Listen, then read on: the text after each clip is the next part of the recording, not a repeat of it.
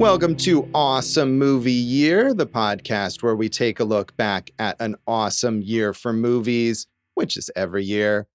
My name is Josh Bell, film critic and writer, and I'm joined by my co-host.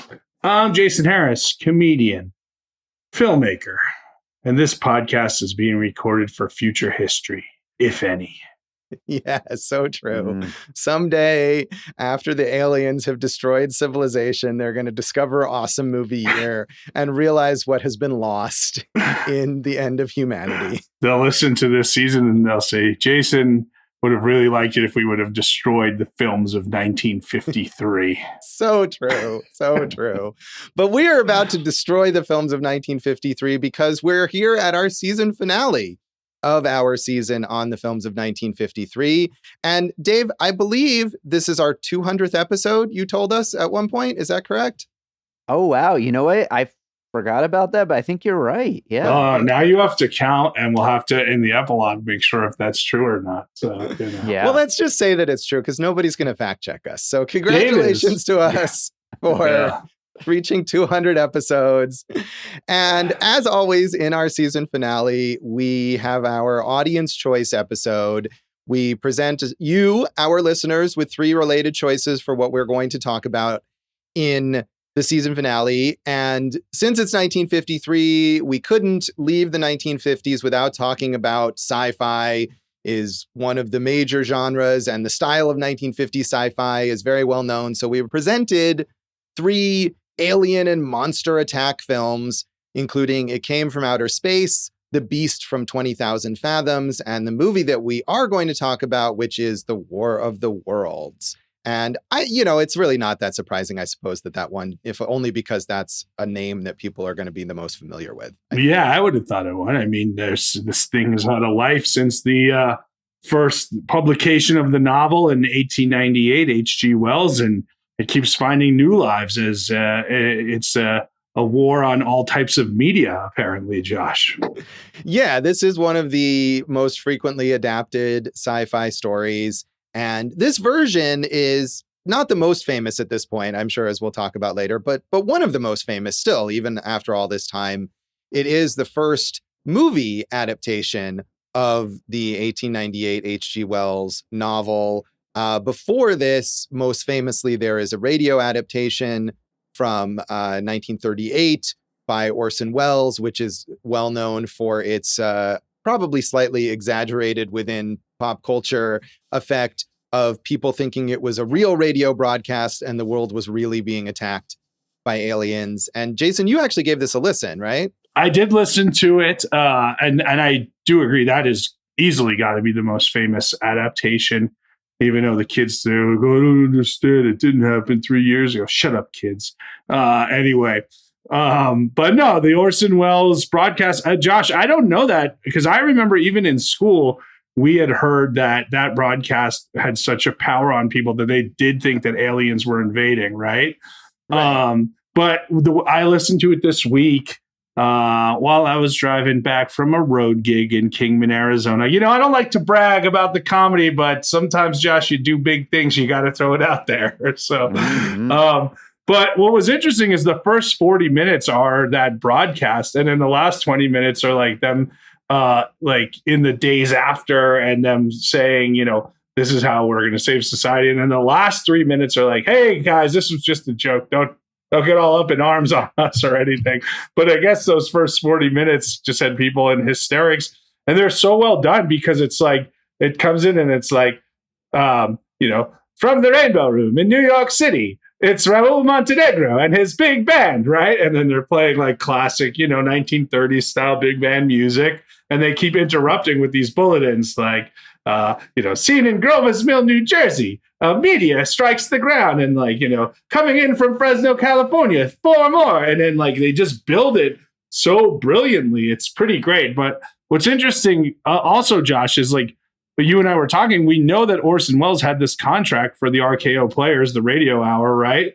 And he's got a very distinct voice, right? So yes, he's playing one of the leads in this thing. It surprised me that none of the people were like, no, wait, that's just Orson Welles playing a professor. Right. And I would imagine that there are probably people who listen to that show every week who are fans of it, who would have tuned in and realized that that's what it was.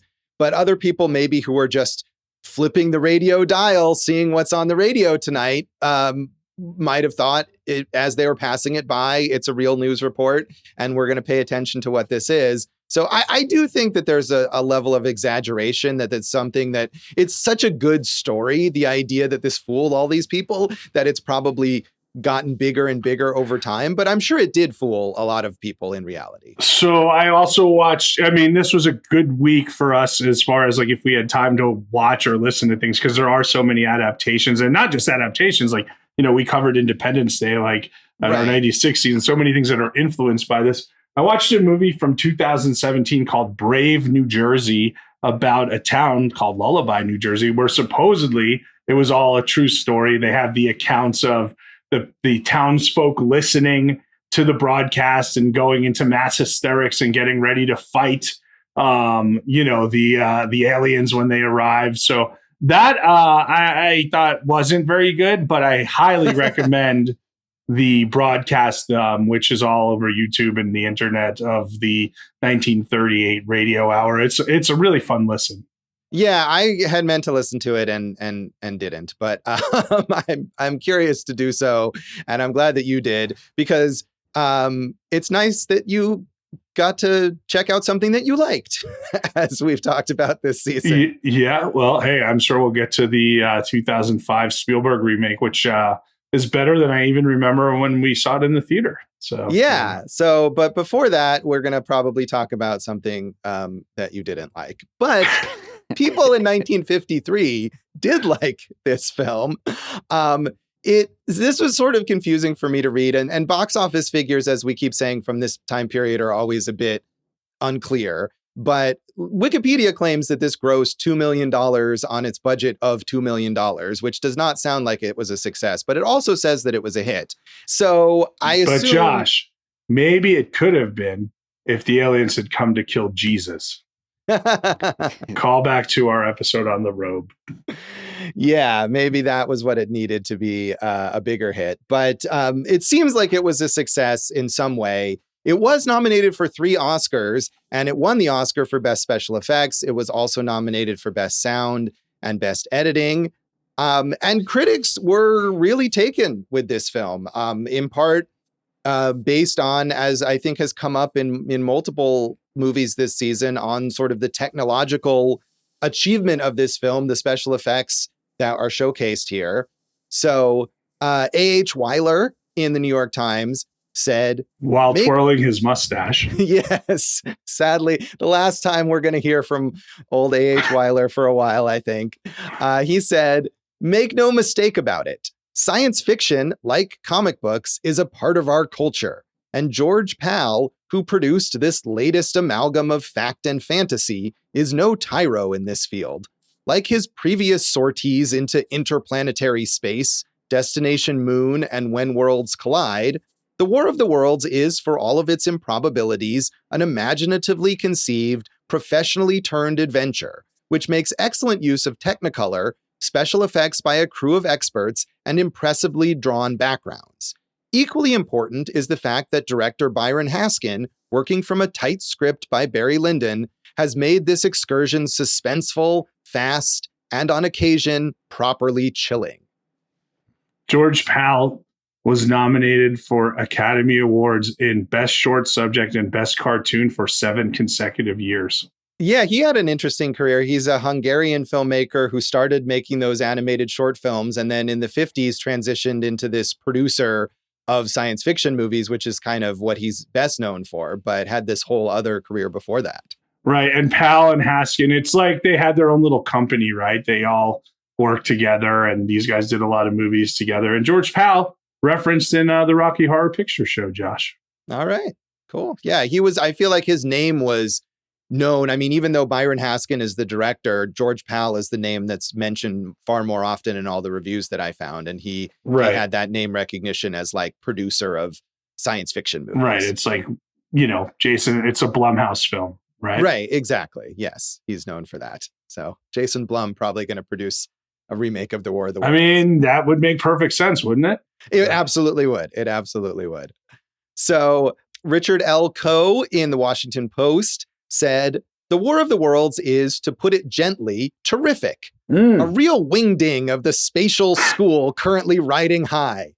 Adapted from H.G. Wells's famed tale in an extremely deft screenplay by Barré Lyndon, this has the best trick photography seen in years.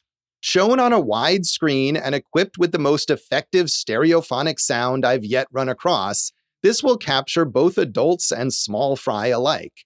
While it's amusing to think that Wells's old yarn holds up so well in its new guise, the chief reason is clearly George Pal's massive production. The essence of all this, of course, is fear. And by jacking up the Wellsian gadgets to the stuff that keeps our comic books rolling, The War of the Worlds makes the most of keeping you on the edge of your seat." What in the whiz bang?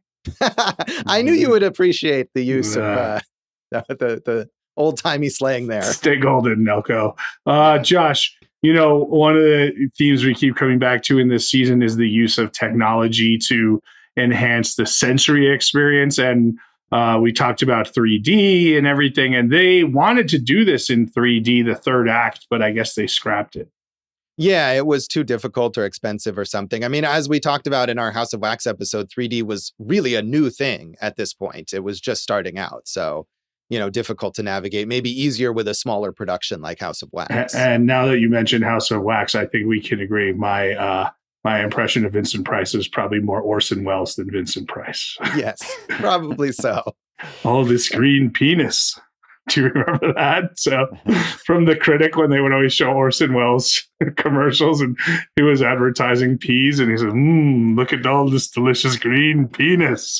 I don't remember that, but that is classic. That is. Those compilations of Orson Welles outtakes from commercials where he's incredibly drunk and just like baffled and yelling at people are entertaining to watch. It's Damien Chazelle's next movie. Yeah, I'll see that. So finally, Edwin Shallert in the Los Angeles Times said, "The Great War of the Worlds is here at last. It has been long enough arriving. But for those who will be seeing it at its first public showing here, this George Pal production will carry impact as probably the finest of science fiction thrillers. The scope in general of the picture is tremendous, for it seems to neglect none of the important elements that might figure in a situation involving such a phenomenal and fantastic assault from another world.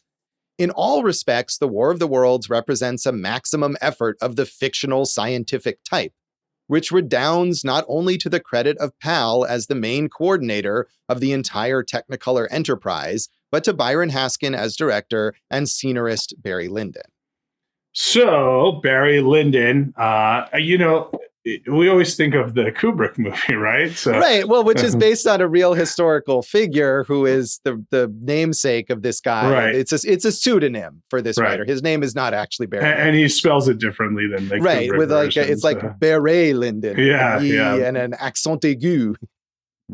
Well, Lyndon, not just a successful screenwriter, he was really known as a playwright, Josh, before that. I have never seen The Man in Half Moon Street, but that sounds interesting. Yeah, I mean, it is also interesting that he was this sort of literary guy and ended up writing these George Pal science fiction movies. But I'm sure attempting to bring some level of, I mean, it is based on famous literature, and attempting to bring some level of sophistication to the writing that's beyond just the spaceships shooting lasers or whatever. Right. And Byron Haskin, the director, he had 4 Oscar nods for his work in special effects, where he ran the Warner Brothers department with Nathan Levinson, who shared those nominations with him. And he made movies like Robinson Crusoe on Mars, Treasure Island, and I Walk Alone with our friend Burt Lancaster. So we don't have a third act for this podcast because I just ruined it. Well, I mean, a lot of that is their background first. Haskin started as a special effects artist. George Pal started as this director of animation before they ended up here. And it makes sense that someone like Byron Haskin, who was an Oscar-winning special effects artist, would end up as the director of these kinds of movies. Yeah, I was thinking of like Tim Miller from Deadpool when I was like, who would be the equivalent of that right now? So. Yeah, I think there's definitely, I mean, he's maybe the most famous, but there's definitely a pipeline for those kind of careers where people start as in special effects and end up directing action-y spectacle kind of films because they know how to coordinate that stuff. It makes sense just as much as someone who started anywhere else. I agree. So, Jason, you've been remarkably restrained in your opinion of this movie thus far. Well, Josh, I had never seen it. I mean, that's what we always talk about here. Had you ever seen this? I had seen the Spielberg one, and obviously, this was my first time watching it. There are some things I liked, the effects mainly, and then some major filler in here as well. I thought that just like slowed the whole thing down. It does get slow at parts, even though it is a short movie. It's only 85 minutes. I had seen this movie actually in a theater in a way that I believe we talked about in one of our Star Wars episodes at the TCM Festival. Ben Burt, who is famous for all the sound effects work that he did on the Star Wars films, as well as another effects artist whose name I've forgotten that I probably should have looked up. But they at the TCM Festival would do these presentations where they would show a film that is well known as sort of a landmark in special effects. And before showing it, would do all these demonstrations of how the effects work. And I remember going to this one and they actually had like this big saw that they would, hit with a hammer or something to demonstrate that kind of vibrating sound effect that they use in this film. So it was cool to see that presentation before the film and to really appreciate all this kind of old school analog effort that went into creating the special effects before watching the movie. So I think that enhanced my appreciation of it at the time. And I don't remember necessarily all the details of that presentation, but it was still a bit in mind watching this. And I do think, the special effects here, even though maybe to our eyes, they don't look that sophisticated, I think a lot of them hold up pretty well. And they look really impressive for 1953. I agree. And they're fun too, so like they don't take you out of the movie. That sound that you're talking about, Josh, like you talk about a sound that is ahead of its time, like, because now any movie you watch where there's like a predator, right? Anytime that there's like that predator that gets close, what do we always hear? Right? And then silence. So that's a pretty cool way to see it with that demonstration. Yeah, you can see a lot of what they were doing here was used, right, in further productions.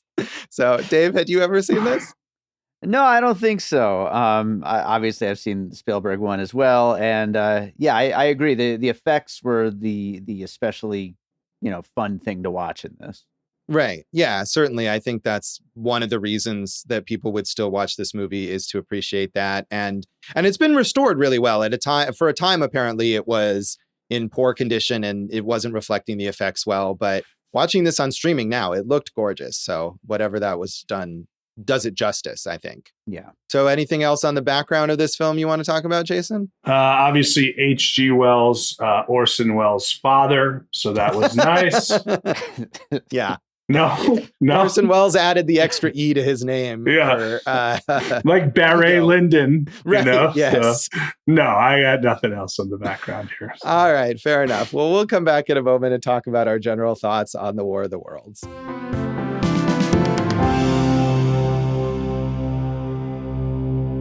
Welcome back to Awesome Movie Year. In this finale of our season on the films of 1953, we are talking about Audience Choice winner, The War of the Worlds. And Jason, you seem less harsh on this film maybe than some of the other 1953 releases. So did you enjoy it? I thought it was all right. I didn't love it. It kind of just falls apart in parts for me. Like, there's so much narration. Like even at the beginning, it's like the aliens couldn't have come to this planet for this reason, but they also couldn't have gone to this planet for this reason. Like they literally go through all 9. And we just I think like I was saying, the placement of this episode this season might have hurt it for me because we just got done with Ed Wood, and like Leonard Glenda. And it's like, hey, let me fill 15 minutes with stock footage and narration. And I felt like there was a lot of that. The acting was a little hokey, but the effects were just great. And there were some sequences that obviously Spielberg references in his film that I really liked as well. Yeah, I mean, I think there isn't that much. There is a lot of narration at the top of the film. the narration by, we should credit Sir Cedric Hardwicke, who does the narration. And some of that narration is taken directly from the Wells novel. And the part where, as you say, they go through all 9, I think they leave one of the planets Venus. out. I don't know why. It's apparently, I read it, I don't know if this was in Wikipedia or somewhere else, but apparently because, of course, this is pre-space travel. And so all of that is based on like telescope images. And I guess for some reason they weren't familiar enough with Venus. So you're saying it's because we hadn't been to Venus yet, Josh? Right. Well, because we hadn't sent probes out into space or anything like that. Oh, that green Venus. Sorry. Yeah. And we couldn't see it yet. But I mean, it is a little maybe excessive, but on the other hand, it's also a great showcase of effects too. All these beautiful matte paintings and stuff that they use in that sequence of showing you all the different planets look really good. And, to jump way later, the use of stock footage, which is footage from World War II that they use as evidence of the destruction of the planet by the Martians, I thought that gave it this extra kind of resonance. And it's really, like, despite the super hokey ending, is really kind of bleak for a while. That is, one of those themes that we keep coming back to, how much World War II is still affecting the filmmaking of this year, right? Right. And the mood of everything. As for those matte paintings, Josh, that was Chesley Bonestell, an astronomical artist who did these matte paintings, who sounds just like a very interesting, kind of, like they call him an astronomical artist. I don't know if he was a futurist or what, but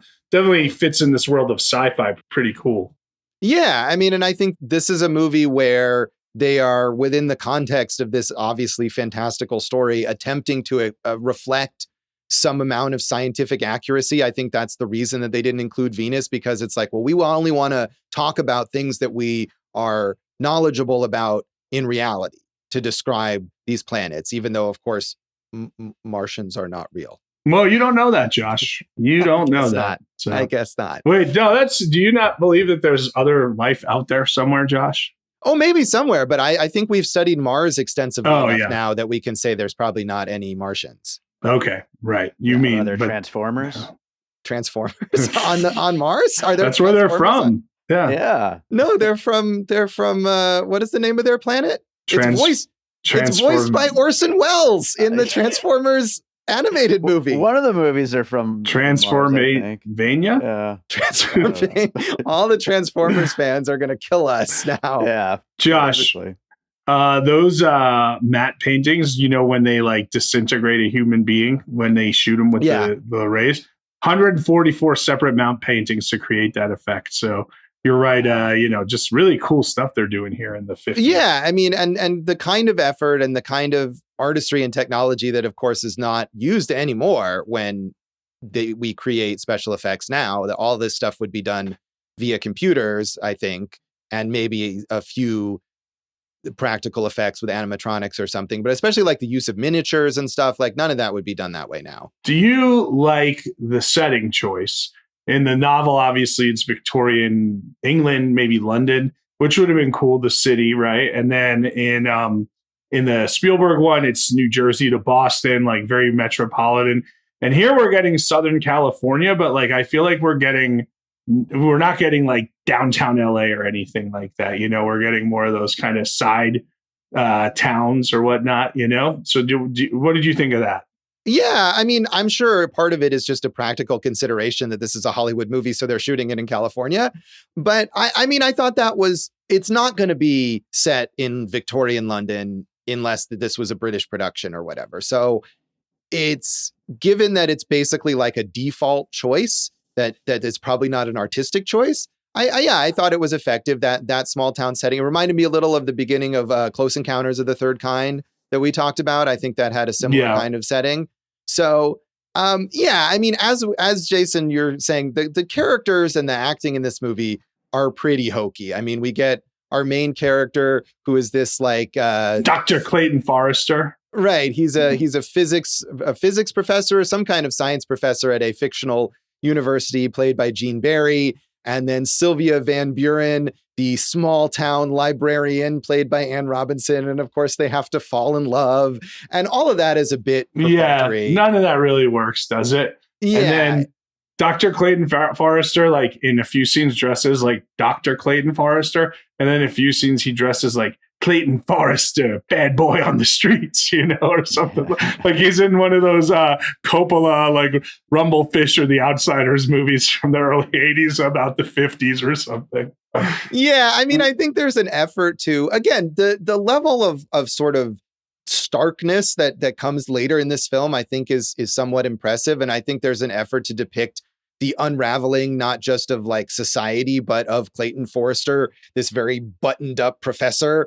And when we get towards the end where he's frantically running through, when we do get finally like downtown LA or, a backlot, a studio backlot that's meant to be downtown LA. And he's sort of like running through these empty streets and he's lost Sylvia and he's frantic and he's dirty and he's bloody. And I feel like they're trying to get that. And maybe Gene Barry isn't quite good enough to convey the seriousness of that, but that's what they're aiming for. Well, and that's why the Spielberg one is very effective because, you use the keyword running. And when you need an actor to run, you hire Tom Cruise. You do. That is true. He is very good at that, and it's very distinctive. So. Scarlett and I were watching it, and I was like, Tom Cruise, that's Tom Cruise. He loves to run in his movies. And then by the end of the movie, she's like, he does run a lot. I'm glad you're teaching your daughter the important aspects of cinema to be paying attention to as she watches movies. That's the last movie star, Scarlett. Yeah, that's right. The last real movie star.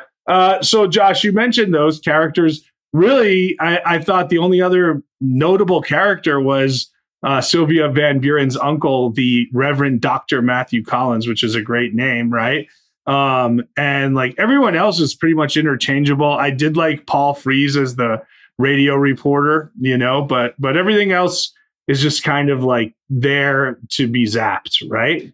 Right. I mean, there's some military commander characters as well. Les Tremayne, who plays Major General Man, just guy.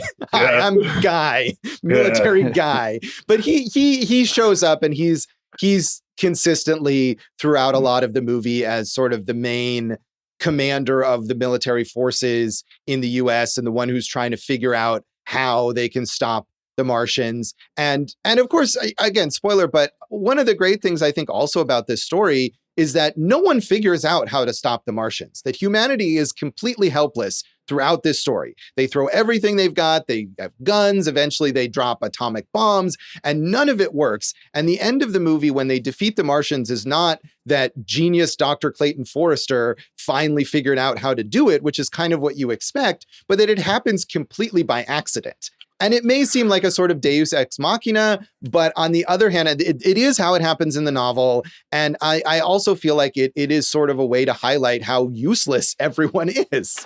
I felt that had I read the novel, I could see like going on that journey and enjoying that, but I when watching this movie, I wanted a protagonist to, kind of help win the day. And they didn't, in that remake, they kind of do, but they also go with this ending as well, But I mean, and then we talk about like Independence Day, right? You got your favorite actor, Josh, Randy Quaid, jamming the rocket up there and everything. So, which they also kind of do in the remake of this. But I just felt like we got our ass kicked in this thing here in America for an hour and 20 minutes by these alien invaders, and this could just be Kingman talking, Josh. But, I did want a protagonist to help solve the problem, not just like, oh, now they're all dead. And then we hear, as far as they traveled, the one thing they didn't count on was an atmosphere that wasn't theirs. I wanted something a little more than that. Right. And I understand that. And it does feel very abrupt in this movie. And maybe it's slightly less abrupt in the novel. I don't know. I haven't read it. But I mean, just reading the summary of the novel, the protagonist of the book is even less proactive. Like I said, here you have Clayton Forrester as someone that you might expect to solve the problem, right? He's a scientist. He does figure out some important stuff. And the protagonist in the novel is just some guy. And it's just like him running around trying to find his wife as they've been separated and the Martians are busy attacking. And so, I mean, I think that's even more of an everyman kind of figure versus here where they're trying to give you some of that, I think what you're talking about, Jason, the protagonist who can do something, but they stick with the original ending. I think even had like we had someone discover the idea of like, hey, they can't survive in this atmosphere, like to have gone with a plan of that type of thing, that would have done it for me. You know, I just needed a little more there. Right. No, and that's fair. And I think for me, I didn't necessarily need that. I would have maybe needed a little more time to process the idea that this has sort of happened by accident. I mean, once they see one dead Martian, it basically just immediately cuts to that narration, like you were saying, and then it's over. So, I mean, I think, and I don't remember, I didn't watch the Spielberg one recently. I saw it when it came out. I don't remember if there's more sort of time to process it at the end of that film. Yeah. Well, there's like a big action sequence and then this explanation. But this explanation leads to the shield coming down on those alien, what would you call those riders or what, nerf herders, if you will? I don't even know what you would call them, right? Like the tripods. The right? tripods. Yeah. I mean, that's what they're called in the novel. Yeah. So like then the shield is down. So then they use like these kind of bazookas to blow them up and everything. But oh, yeah. So we had to get some extra action in there. Yeah. It's a Spielberg thing. Yeah. I don't know. I mean, I was invested in the effects. Like the best stuff is the stuff where the aliens just do the murders on people with the heat rays. And then when it's like that slinking eye is going through the house to look at them and you get the view of the alien for 1 second, like that's all the best stuff in this movie. Right. And there is some, I think, good suspense in that sequence. And that's something that is taken from the novel that is also, I believe, in the Spielberg movie, the idea of them hiding out in this sort of half destroyed house, not knowing what's going on. And then the aliens are showing up and almost finding them.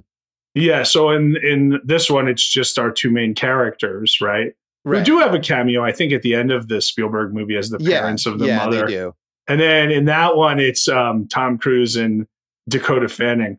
Very good at crying as a child in a movie. I think we could, Tom Cruise is to running as Dakota Fanning was to crying as a child. Sure. But, Tim Robbins is kind of like that, survivalist who's ready to fight them off. And then there's all this like subplot of Cruise versus Robbins that isn't as good as the stuff of where it's them versus aliens, So again, pluses and minuses.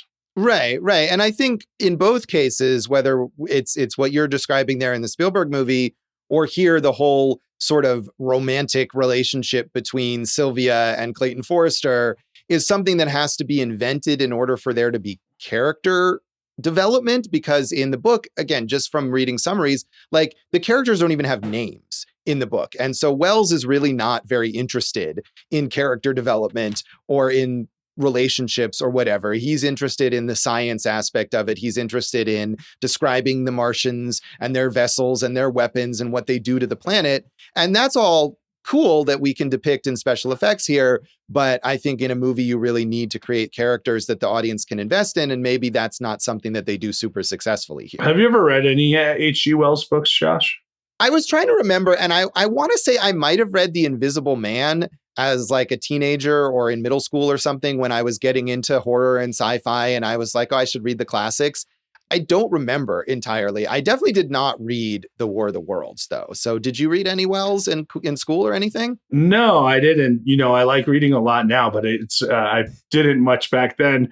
But I do remember that, yes. Yeah, but now I did the reading for both of us. Yeah, I've got you guys beat here because I've read The Time Machine. Oh! You guys know I don't read anything. Yeah, Josh, if Dave has us beat in a reading contest, we really have to we got to step up, I think. Yeah, because Dave, possibly that was the last book that Dave read.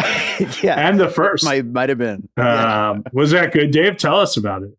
It was great. It was freaking weird as hell, and it's no wonder the movies don't really work out because it's just so strange. Like everything is weird from page to page. We kind of like the last Invisible Man movie, right? I mean of that, but right. But you're talking about. Have you seen the movies of The Time Machine, Dave? There was the 2000s one I saw, and I might have seen the much older version, but I do remember the 2000s one just not living up to it, Right. Yeah, I mean, I'd be curious to read some of this stuff. I mean, obviously, Wells is I mean, and even at this point, this book already was 50 plus years old, and he is the quote father of science fiction. I mean, The Time Machine, The Invisible Man. I mean, so many major classics of sci-fi that had been adapted already and continue to be adapted over and over again throughout history and continue, I'm sure there'll be more in the future. So yeah, I do like sci-fi and horror still. So, maybe I should step up here. And as you say, if Dave has done it, I mean, come on. There you go. That's literally how you should live your life. If Dave's done it, then I can probably do it. So. Yeah, seriously. Well, at least when it comes to reading books. Yeah. I didn't. So I was just wondering, but like I said, I like the radio broadcast a lot. So. Right. Yeah, I do want to listen to that. I was hoping to get to it, and it just got away from me. But it is cool that is still so readily available and is this major early piece of Orson Welles' career. So and such a good job of adapting to the medium, right? That's what Dave's talking about with The Time Machine, which is, I just was looking it up. It's a John Logan script. John Logan's a great writer. It just looked like it was a miss beyond that, perhaps. But what's so cool about the Welles thing is like, that as a movie, like you wouldn't do that, but that as a radio play is just incredible. Right. I mean, would somebody make that's essentially like a found footage movie in radio is basically what it would be, something that Welles has created. Like, would you make it that way as a movie with like news reports and, nowadays Cloverfield? Right. It's kind of Cloverfield, it would be right? Cloverfield. Yeah, you're right. Yeah. You're right. And I don't know if I love Cloverfield, but I don't know if it would work exactly the same way as War of the Worlds. Yeah. But it is just, I mean, look, how long till we get, I'm sure there's other H.G. Wells stuff in development right now, but I guess we get another War of the Worlds. Like we know we can talk about this in the next segment, but there's been TV shows recently and everything on this thing. So. Right. And you're right. I mean, we joked about Jason Blum, but I could totally see him doing that. I mean, Jason Blum, in fact, did he not produce The Invisible Man, the most recent Invisible Man? And, I'm sure we could get another Time Machine, or Wells wrote like dozens of books. So I'm sure there's some that haven't been adapted or haven't been adapted as much that some enterprising producer is going to reach back into, and so they can slap a famous name on it and make it into a movie. So should we rate this one, Josh? Yeah. You want to rate it out of 5 ray guns or something like that?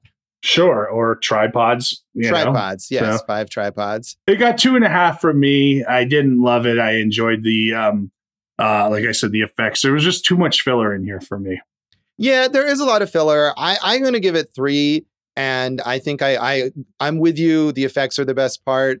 There is some filler, but I felt like there was enough stuff that, like I was saying, really focuses on the bleakness of what's going on here for humanity. That's not just hokey 1950s romance or whatever. That I appreciated that aspect of it. So it's not a great movie, but I think it's a very interesting movie. So 3 from me. Dave? I'm going 2.5. And for the record, last week I gave Plan 9 from Outer Space 3. So you make of that what you will. This is worse than Plan 9. Wait, you gave this 2.5? Is that what you did, Dave? Yeah. So, okay. Yeah, 2.5. Cool. All right. So there we are. Josh. Watch for a better alien invasion movie. Watch Plan 9 from Outer Space is what Dave is saying. With just as much narration. So. Yeah. Yes, exactly. So we'll come back and talk about the legacy of the War of the Worlds.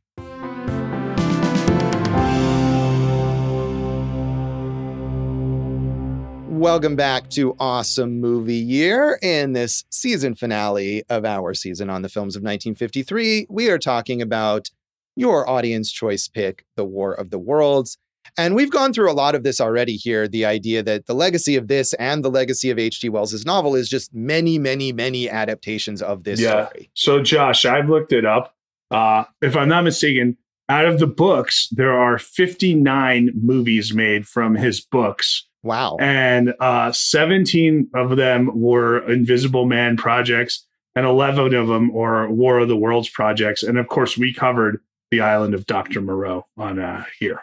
Oh, right. Of course. That's another one. I shouldn't have forgotten that. Yeah. I mean, there's, like I said, he wrote, I think maybe like 50 books or something like that. And there's a small number of them that are the ones that get adapted over and over again. I'm surprised there aren't more versions of The Time Machine. That seems like the other one. I think there are 3, it looks like. There's 3 of them.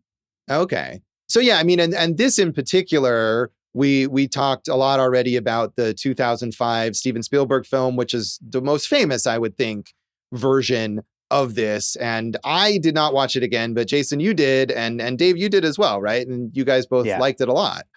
Oh, it's great. Yeah, I liked it better than when we had seen it in the theater. I did like it. It was good. And Spielberg, you give him aliens, you give him action sequences, and you give him a big movie star. He knows how to make a movie, right? So yeah.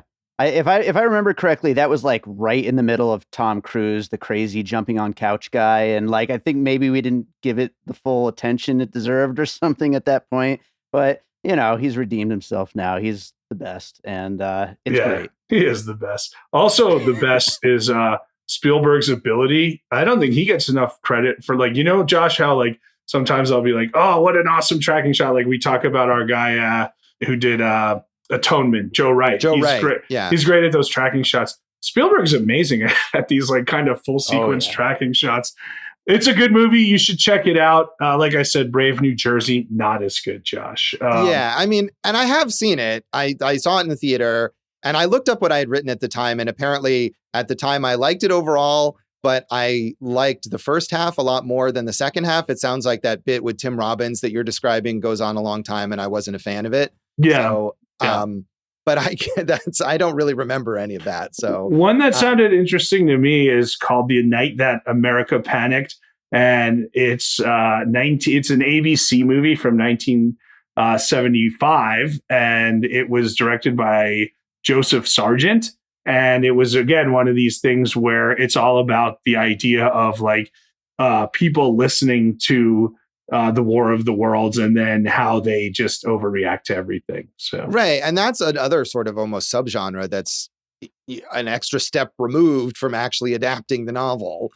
Most recently, there was a TV series that lasted for 3 seasons starting in 2019 that aired on Epix here in the US. It was an international co-production starring Daisy Edgar Jones and Gabriel Byrne, which I have not watched, but I had seen some decent reviews for that. So it's interesting, the idea of doing this as this longer form ongoing story. Where does Daisy Edgar Jones get the time to do all these things, man? She must be very efficient because she's in everything. So.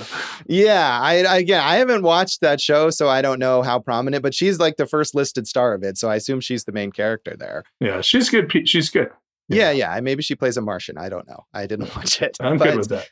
Like we're saying, I'm sure there'll be another adaptation of this pretty soon. Related to this film, the TV series from 1988 was ostensibly actually a sequel to this particular film. And Anne Robinson did reprise her role of Sylvia Van Buren in that TV series. And she also showed up as characters named Sylvia Van Buren in a couple of random B movies, which I'm sure are not directly related. Midnight Movie Massacre and The Naked Monster. There you go. Classics, I'm sure. But, both her and Gene Barry, I think this is definitely one of the things that they're best known for. So they continue to kind of play on that. As you mentioned, Jason, both of them did have cameos in that 2005 film.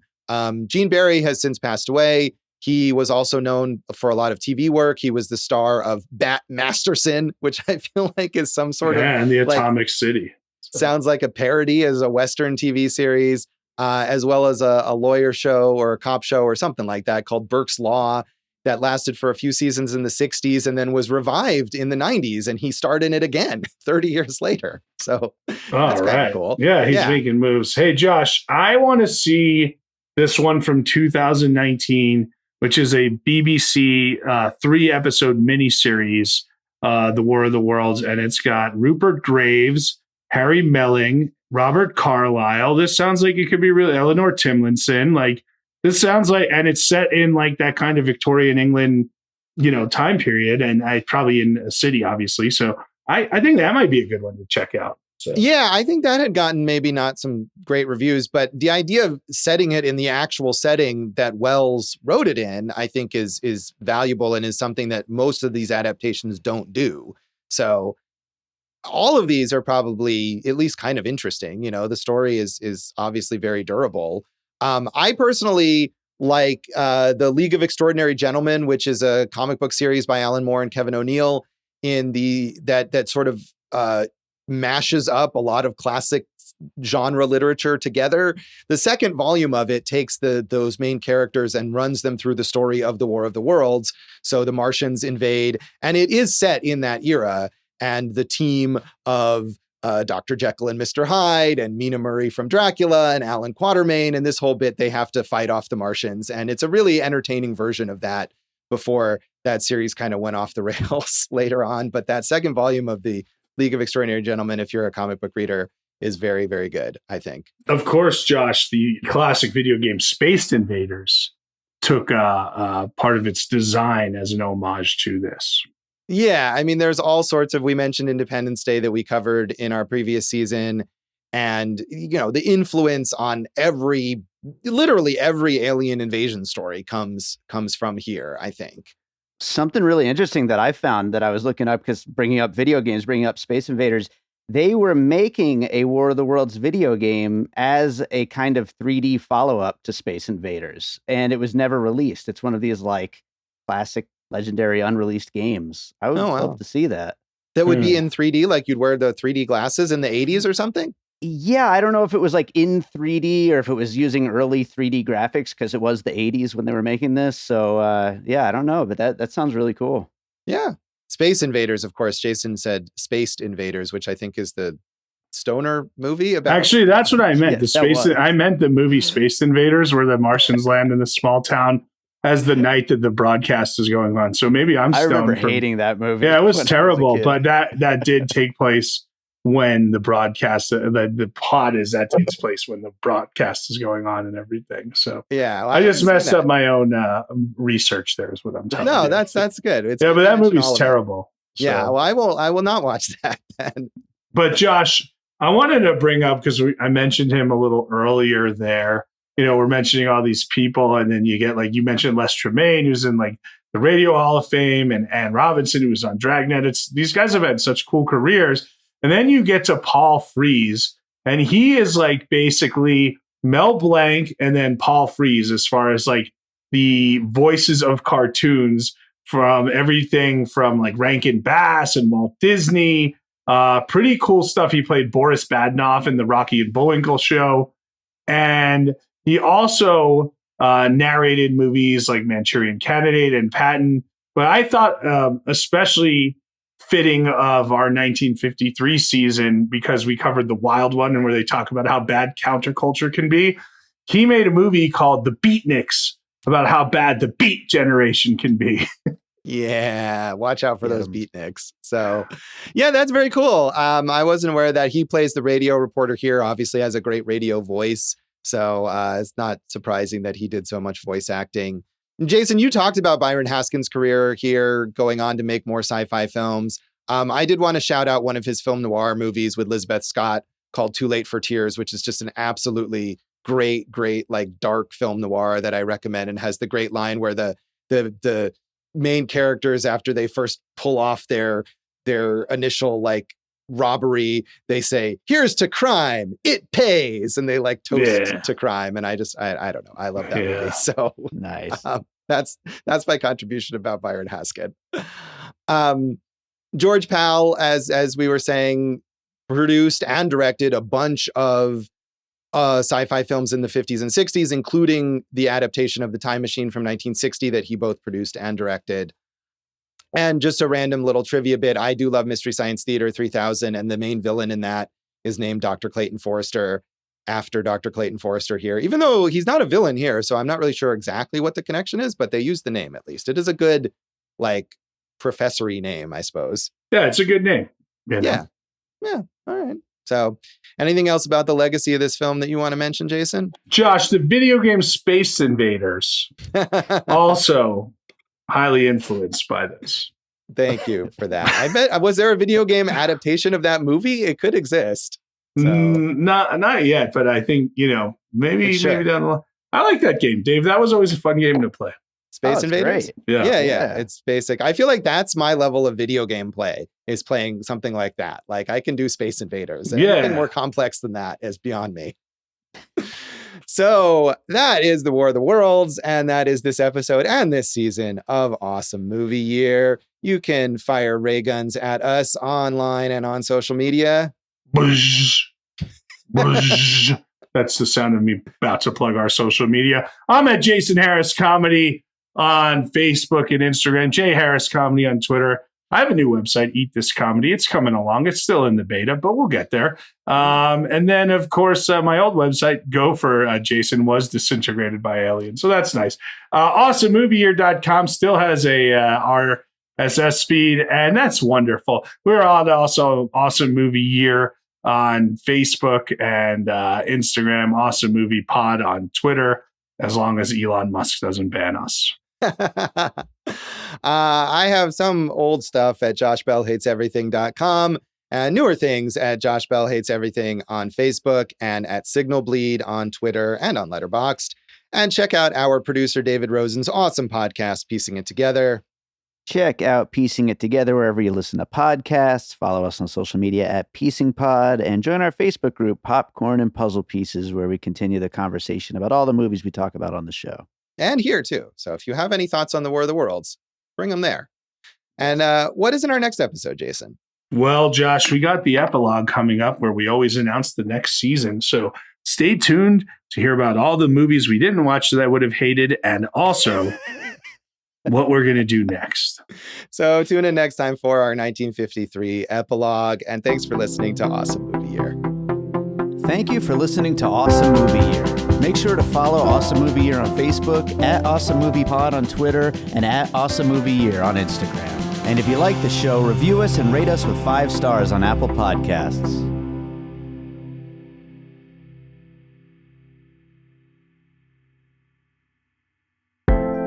An All Points West production, produced by David Rosen in Las Vegas.